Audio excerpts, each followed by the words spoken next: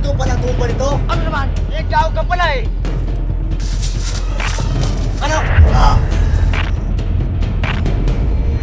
Ano ako?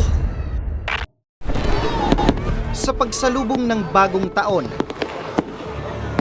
isang karumal-dumal na krimen ang naganap sa barangay Sugkad, Pulangi, Albay. Oh, yung motor ko! Bakit nakatumba yan? Ikaw ka pala! Malabas na baliya!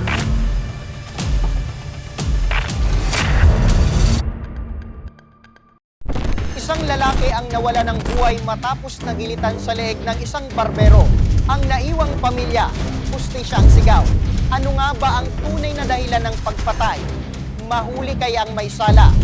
Samahan niyo ko at alamin ang bawat detalye ng kasong ito. Magandang hapon. Ako, si Nomer Corporal at ito ang Lambat. Sino ang nasa likod nito at ano ang nasa motibo sa krimen? Ako si Nomer Corporal at ito ang Lambat.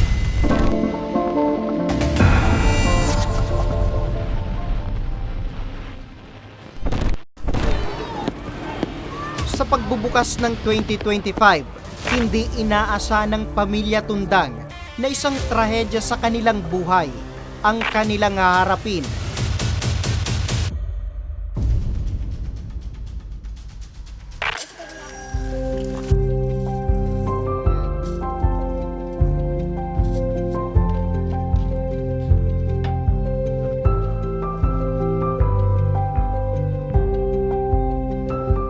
Oh, mahal. Pick up niyo na ba yung pwede ko dyan? Mabuti naman. Pasya.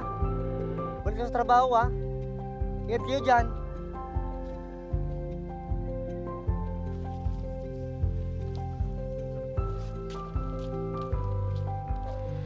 Mahal, may gusto sana akong sabihin sa'yo. O ano yun? Total malalaki naman ang mga anak natin. At saka yung panganay natin, gagraduate na ng high school. O tapos? Plano ko sanang bumalik ng abroad para naman makatulong ako sa gastusin sa bahay at pag-aaral ng mga anak natin. Sigurado ka ba dyan? Sumasapat naman ng pinapadala ko, ha? At saka gagraduate naman ang panganay natin sa senior high eh. At saka dating amo ko naman ang pagtatrabahuan. Ano po ang magawa ko? Kailan ba paano kumalis? Sa lalang madaling panahon sana. Alam na ba ito ng mga anak natin? Huwag ka mag-aalala, sasabihin ko din naman sa mga anak natin. At saka maintindihan din nila ang magiging desisyon ko.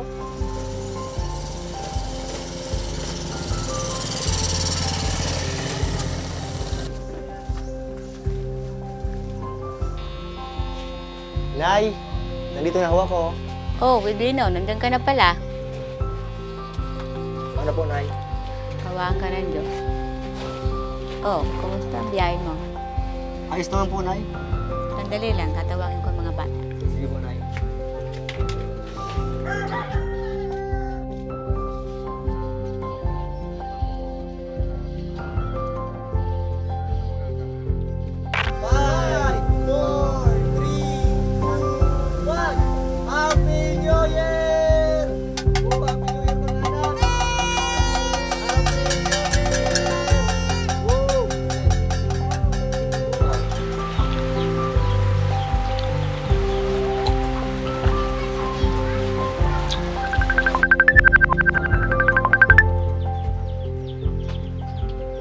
Oh, Mahal, Happy New Year!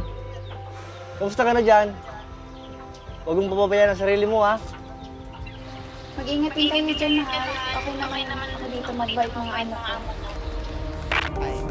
Ayon sa kanila, lumabas ng bahay ang kanilang kaanak upang ayusin ang pagkakapark ng kanyang motorsiklo sa kanto.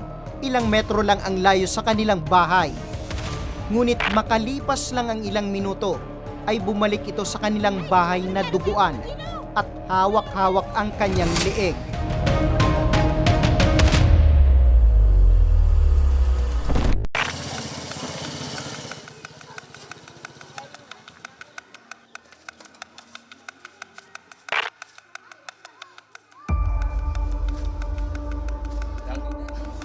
Alam ng daanan to, dito magpapark eh.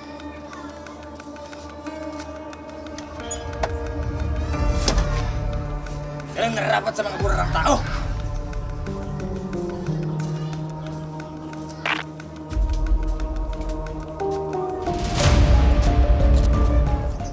yung motor ko. Bakit nakatumba yan?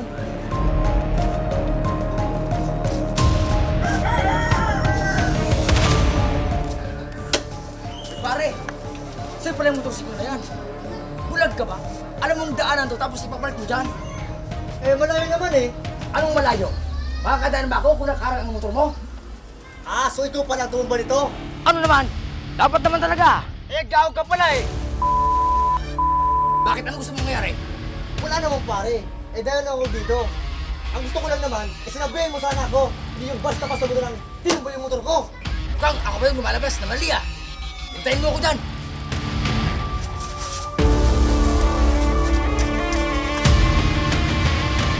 Ano?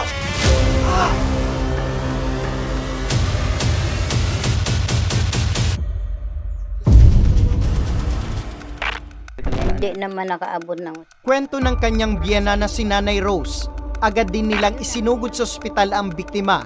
Ngunit sa kasamang palad ay hindi na siya umabot at idiniklara ng dead on arrival. ilang yan sa dito. Sabi niya sa akin may tama daw siya. Ah, nakapagkwenta dito. Oo, yun na lang ang last ano niya. Nakita mo ano, duguan na siya. Grabe na, ganyan yung kamay niya. Pero yung pangyayari, hindi ko man nakita dahil nandito ako sa bahay.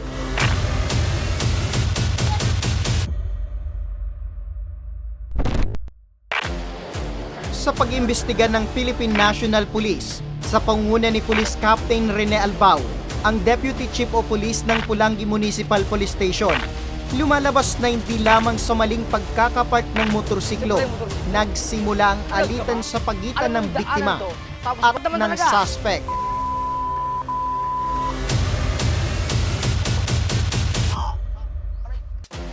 Sa ating investigasyon, base po sa ka-investigasyon ng ating mga kapulisan dito sa Pulangi Municipal Police Station, wala naman po itong dalawang alitan.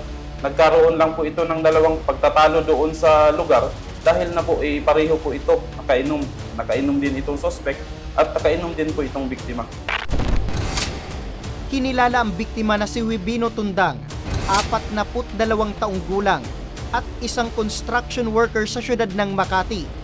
May 3 anak na pinag-aaral, habang ang asawa ay isang overseas Filipino worker sa bansang Saudi. Okay, so paano sir ito nahuli itong suspect natin?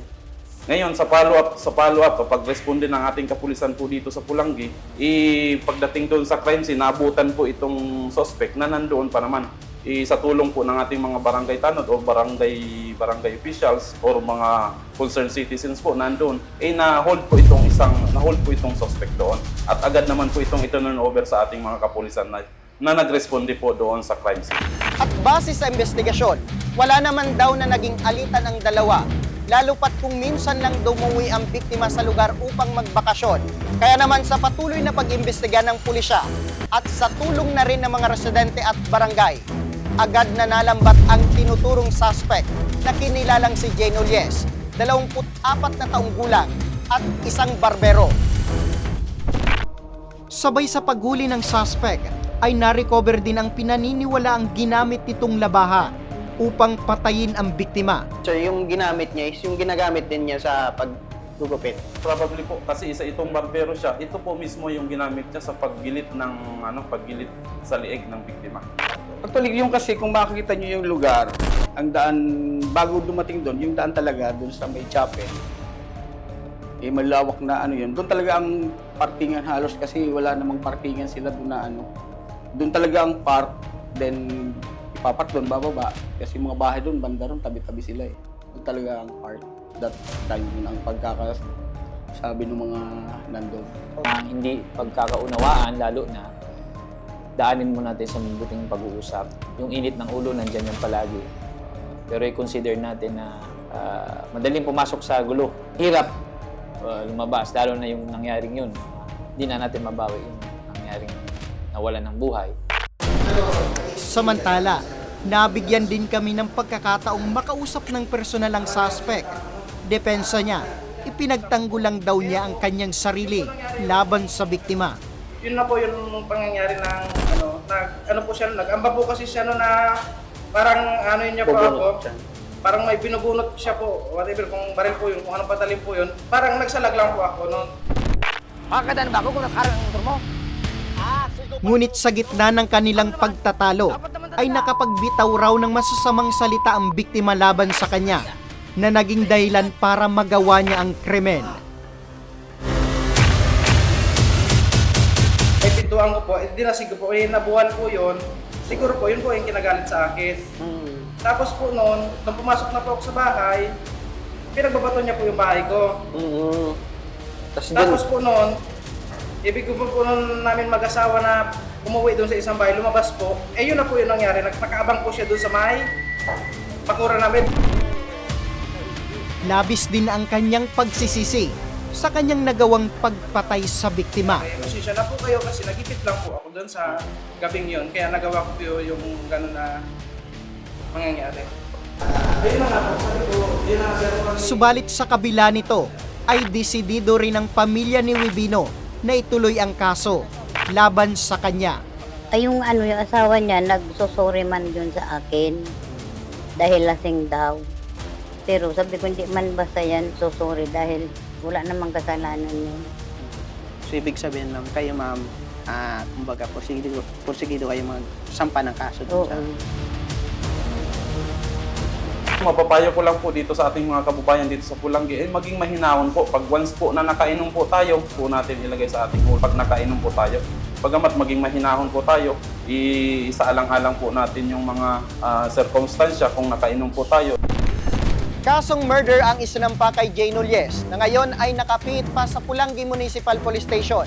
Lagi naman panawagan ng otoridad sa publiko na huwag magpadalos-dalos sa mga desisyon, lalo na't kung nakainom ng alak. Dahil tiyak, ito rin ang magdadala sa iyo sa kapamakan. Sa ngalan ng aming programang Tabang Ora mismo, ako, si Nomer Corporal, at ito ang Lamban. Kayo naman nakikita, mabait ang amo. Ang lalaki ang nawala ng